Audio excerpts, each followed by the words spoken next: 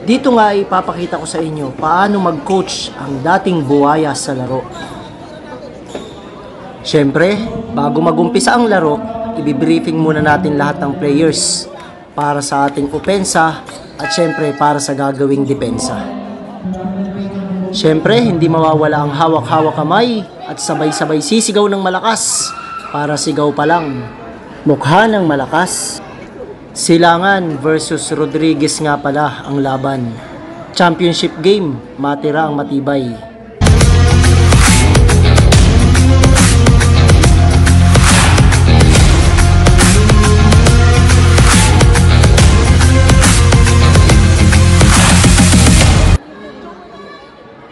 Siyempre, bawat time out, magpapaalala ulit sa mga player paano ang connection sa opensa at paano ang pressure sa depensa. Akala mo naman talaga, pero kung ako ang naglalaro, pagkahawak pa lang ng bola, tira na agad ng tira. At syempre, wag mo na akong asahan sa depensa kasi ang role ko nga ay tumira ng tumira. Ganon ang laruan ng totoong buwaya. Pero syempre, dahil coach na nga tayo, hindi yun ang ituturo natin sa kanila. Ituturo pa rin natin ang tama. Bigyan ng magandang advice at palakasin ang loob nila para mas mapaganda ang connection nila sa laro.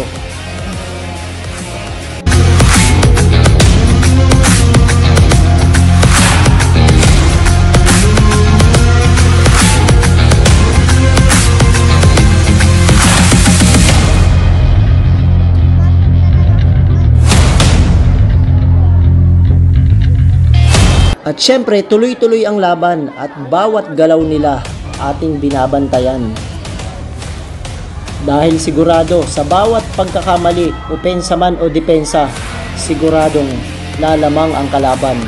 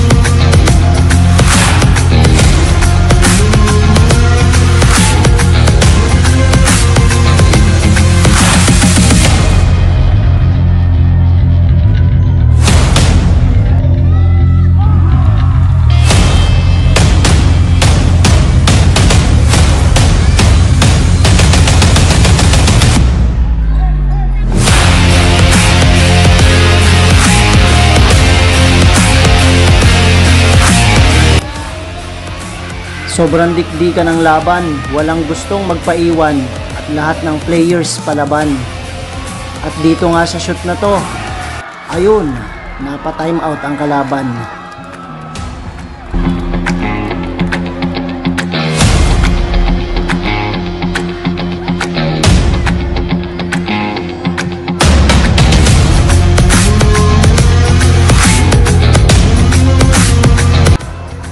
Sa mga ganitong sitwasyon, hindi ako nagsasawang magpaalala. Dapat focus sa depensa. Pero ang totoo, inggit na inggit ako sa kanila. Gusto ko na talagang pumasok at ako na ang bahala sa opensa. Siyempre, tira lang ng tira. Buwaya nga, di ba?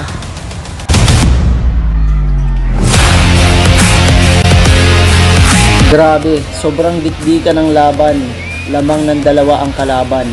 Pero normal yan sa ganitong laban. Kasi nga, championship ang laban.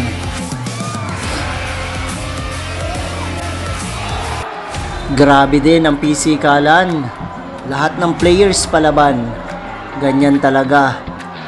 Pati bayan ng dibdib ang laban.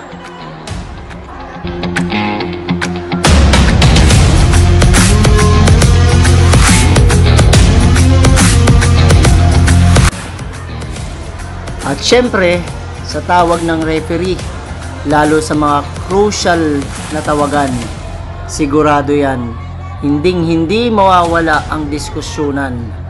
Lahat may katwiran, pero hindi rin pwedeng manahimik ka na lang.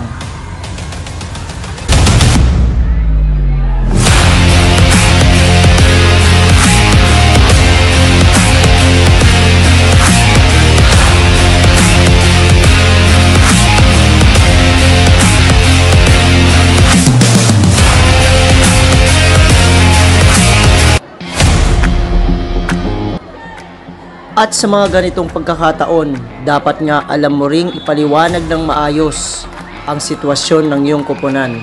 Dahil kung hindi, sigurado may iwan ka lang sa kangkungan.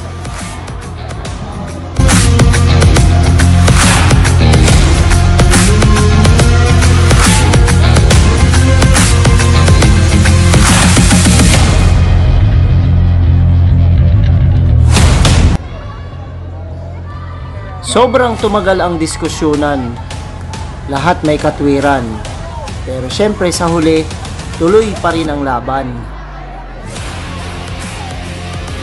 At syempre sa huli, isa lang talaga ang pwedeng manalo sa laban. At ayun na nga, talo kami sa laban. Pero ang importante, sobrang ganda ng laban. At talaga namang pang championship ang naging laban. O paano? Ito ang inyong Crocodile Coach. Kita-kits ulit sa mga susunod na laban.